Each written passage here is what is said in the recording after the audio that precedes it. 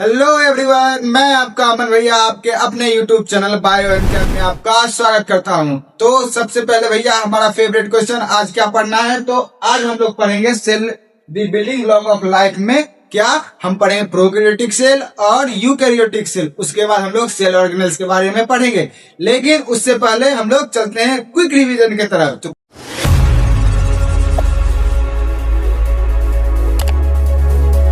Quick division में हमने पढ़ा था पिछले क्लास में शेप्स ऑफ द सेल, जिसमें क्या था हमने देखा था जो हमारा रेड ब्लड सेल होता है वो क्या रहता है, राउंड एंड बाइकॉनकेव रहता है। जो हमारा ओवम रहता है वो स्पेरिकल रहता है।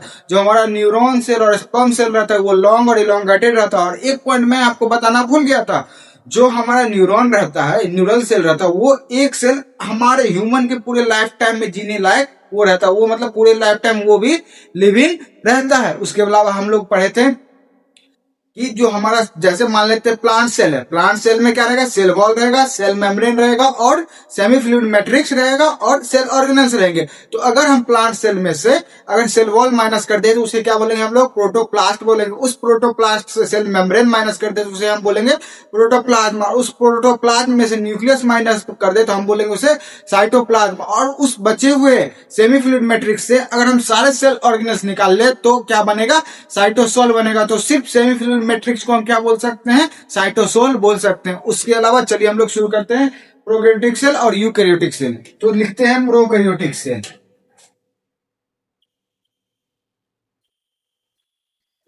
प्रोकैरियोटिक सेल और यूकैरियोटिक सेल, ठीक है। अब हम लोग देखते हैं प्रोकैरियोटिक का मतलब क्या होता है। प्रो और कैरियोट्स, जो प्रो का मतलब होता है प्रीमिटिव और ओल्ड, और कैरियोट्स बायोलॉजी में कैरियोन का मतलब होता है न्यूक्लियस। तो कैरियोट्स का मतलब होता है न्यूक्लियस, मतलब ओल्ड स्टाइल न्यूक्लियस, पुराने तरीका का न्यूक्लियस। जैसे एक एग्जांपल मैं समझाता हूं, जैसे हमारे पुराने समय में क्या होता था, जैसे हम लोग छोटे होते उस समय क्या करते थे, हम लोग कचरा की तरह अपना कपड़ा कहीं भी फेंक देते थे। लेकिन जैसे जैसे बड़े हुए हम लोग के अंदर रहने का सलीका आया तो हम क्या करते उसको अच्छे से फोल्ड करके रखते हैं। तो पहले जब ऑर्गेनिज्म आया था तो उसका जो जेनेटिक मटेरियल था वो कचरा की तरह साइटोप्लाज्म में कहीं भी पड़ा हुआ रहता था। लेकिन जैसे जैसे इवोल्यूशन हुआ अब वो अपने चारों तरफ क्या बनाने लगा, एक एनवलप बनाने लगा। तो वो यूकैरियोटिक में देखेंगे। तो इसका मतलब क्या होता है कि प्रोकैरियोटिक मतलब वेल डिफाइंड न्यूक्लियस नहीं रहता, जिसका लिखते हैं well defined nucleus is absent. क्या रहेगा, वेल डिफाइंड न्यूक्लियस एब्सेंट रहेगा। और क्या रहता है इसमें, extra chromo double stranded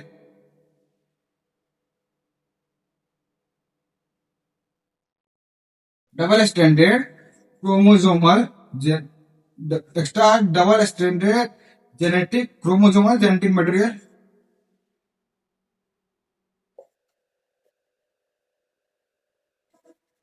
genetic material is present, जिसे हम लोग क्या बोलते हैं, प्लाज्मिड बोलते हैं। उसे हम क्या बोलते हैं, प्लाज्मिड, ठीक है, उसे हम प्लाज्मिड कहते हैं, ठीक है। उसके अलावा इसमें क्या पाया जाता है, 70S राइबोसोम क्या रहता है, प्रेजेंट रहता है। इस 70S को हम लोग तोड़ देते हैं इसमें 50S और 30S। अब भैया 50 प्लस 30 तो 80 होता है, लेकिन ये चीज हम लोग जब राइबोसोम पढ़ेंगे तब समझाएंगे, तब तक बने रहिए हम लोग के साथ। उसके अलावा हम लोग देखते हैं यूकैरियोट, यू मतलब न्यू, ठीक है, और कैरियोट्स मतलब न्यूक्लियस, और इसको क्या बोलते हैं, ट्रू न्यूक्लियस भी कहते हैं। यहाँ वेल डिफाइंड कहने का मतलब उसके चारों तरफ ना कोई स्ट्रक्चर नहीं रहेगा, मतलब कोई मेम्ब्रेन नहीं रहेगा। इसका मैं अलग से भी फोटो बना के दिखाऊंगा आपको। तो न्यू न्यूक्लियस या ट्रू न्यूक्लियस का मतलब क्या हो जाएगा, well defined nucleus is present well defined nucleus present रहता है। उसके अलावा इसमें क्या रहता है, 80s RIBOSO ribosome is present. इसमें 80s राइबोसोम प्रेजेंट रहता है, जिसमें ये 80s क्या रहता है, 60s एंड 40s सब यूनिट में रहता है। इसके अलावा 70s ribosome also present in some organelles. कुछ ऑर्गेनल्स में 70s राइबोसोम भी प्रेजेंट रहते हैं, जैसे माइटोकॉन्ड्रिया। उसके अलावा प्लास्टिड। ठीक है, तो अब हम लोग इसका डायग्राम देखते हैं। तो अब तब तक नोट कर लीजिए, नोट नहीं करना है तो टेलीग्राम पे तो नोट्स जाएगा ही जाएगा। चलिए हम लोग देखते हैं प्रोकैरियोटिक सेल का स्ट्रक्चर। लेकिन सबसे पहले एक चीज लिखते हैं, all the cell organelles present in prokaryotic cell is membraneless. जितने भी सेल ऑर्गेनल्स प्रोकैरियोटिक सेल में पाए जाते हैं वो सारे क्या रहते हैं, मेम्ब्रेनलेस रहते हैं। चलिए अब हम लोग देखते हैं, सबसे पहले इनका स्ट्रक्चर नाम लिख लेते हैं। तो सबसे बाहर आउटर लेयर क्या हो जाएगा, ये हो जाएगा cell wall. Just cell wall के नीचे क्या पाया जाएगा, सेल मेम्ब्रेन या इसको बोलते हैं प्लाज्मा मेम्ब्रेन। ठीक है, इसे हम या तो सेल मेम्ब्रेन बोल देते हैं या तो प्लाज्मा मेम्ब्रेन बोल देते हैं। अब देखिए जैसे मैंने बताया था, इसके पास कोई वेल डिफाइंड न्यूक्लियस नहीं रहता है। न्यूक्लियस जेनेटिक मटेरियल जो रहता है इसका वैसा का वैसा ही पड़ा हुआ रहता है। तो क्या रखा था इसमें, तो जेनेटिक मटेरियल कचरा की तरह पड़ा हुआ है साइटोप्लाज्म में। इसको बोल देते हैं न्यूक्लियोइड, NUCLEOID, न्यूक्लियोइड। ठीक है, उसके अलावा मैंने बताया था कि extra chromosomal double standard extra chromosomal material पाया जाता है जेनेटिक मटेरियल, इसको क्या बोल देते हैं, प्लाज्मिड। तो ये है प्लाज्मिड। और ये हमारा क्या आ जाएगा, बीच का जो एरिना है ये हो गया हमारा साइटोप्लाज्म। ठीक है, साइटोप्लाज्म को main arena of the cell कहा जाता है। क्यों कहा जाता है आगे हम समझेंगे। और देखिए यहाँ पे दो स्ट्रक्चर दिखाई पड़ रहे हैं, एक इनवर्ड फोल्डिंग, एक आउटवर्ड इनफोल्डिंग। तो देखिए जो हमारा प्लाज्मा मेम्ब्रेन रहता है या सेल मेम्ब्रेन रहता है वो कुछ स्ट्रक्चर शो करता है, वो कुछ मॉडिफिकेशन शो करता है। उस मॉडिफिकेशन के दौरान इनवर्ड इनफोल्डिंग कर लेता है, अपने सेल के अंदर ही इनफोल्डिंग कर लेता है। उसको क्या बोलते हैं, मीसोजोम कहते हैं।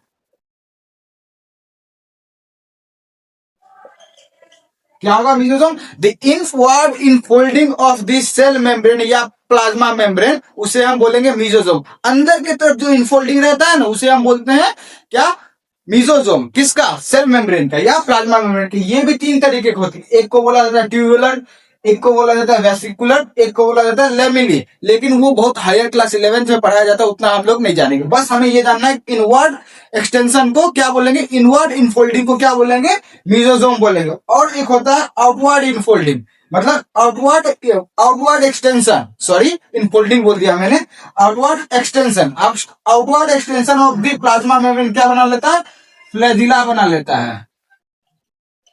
और उसके अलावा ये जो देख रहे हैं पिलाई, पिलाई काम करने का, फ्लैजिला मूवमेंट में लोकोमोशन में मदद करता है, और जो पिलाई रहता है वो किस में मदद करता है, इंक्रोचमेंट में, किसी चीज को पकड़ने में। तो चलिए इसके बारे में थोड़ा थोड़ा लिख ही लेते हैं, क्योंकि एक एक्स्ट्रा स्लाइड बनाएंगे। ये क्या करेगा, इंक्रोचमेंट में, इंक्रोचमेंट मतलब पकड़ने में मदद करेगा। ये फ्लैजिला लोकोमोशन में। ठीक है, पिलाई के जैसा एक और स्ट्रक्चर पाया जाता है सीलिया, वो भी लोकोमोशन में मदद करता है। प्लाज्मिड, ये साइटोप्लाज्म, इसके बारे में लिख लेते हैं, तो ये इसके बारे में नहीं लिखेंगे। और मीजोजोम, तो मीजोजोम का डेफिनेशन, साइटोप्लाज्म का डेफिनेशन अगले स्लाइड में।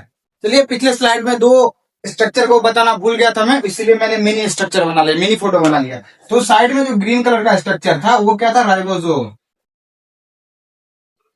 यूनिवर्सल है, वो प्रोकैरियोटिक यूकैरियोटिक दोनों पाया जाता है, क्योंकि ये मेम्ब्रेनलेस होता है और ये इंक्लूजन बॉडी।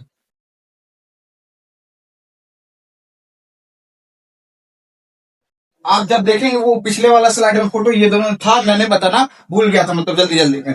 तो ये हो गया राइबोसोम और ये हो गया इंक्लूजन बॉडी। इंक्लूजन बॉडी क्या करता है, जैसे हमारे प्रोकैरियोटिक में वैक्यूल्स नहीं पाए जाते थे, इंक्लूजन बॉडी क्या होता है, स्टोर हाउस होता है। ठीक है, ये स्टोर हाउस होता है, एक तरीका का स्टोरेज का काम करता है। अगर इसमें पिगमेंट्स पाए जाते हैं, फॉस्फेट, तो उसको बोलते हैं फॉस्फेट ग्रेनुअल्स। अगर इसमें गैस भरे हुए रहते हैं तो उसको बोलते हैं गैस वैक्यूल्स। तो एक तरीका से हमारे मतलब प्रोकैरियोटिक सेल में वैक्यूल नहीं पाया जाता, तो गैस वैक्यूल ये करने का। लेकिन गैस वैक्यूल वैक्यूल नहीं होता है, क्या होता है, इंक्लूजन बॉडी होता है। तो अब देख लेते हैं मेसोसोम का डिफिनेशन हम लोग।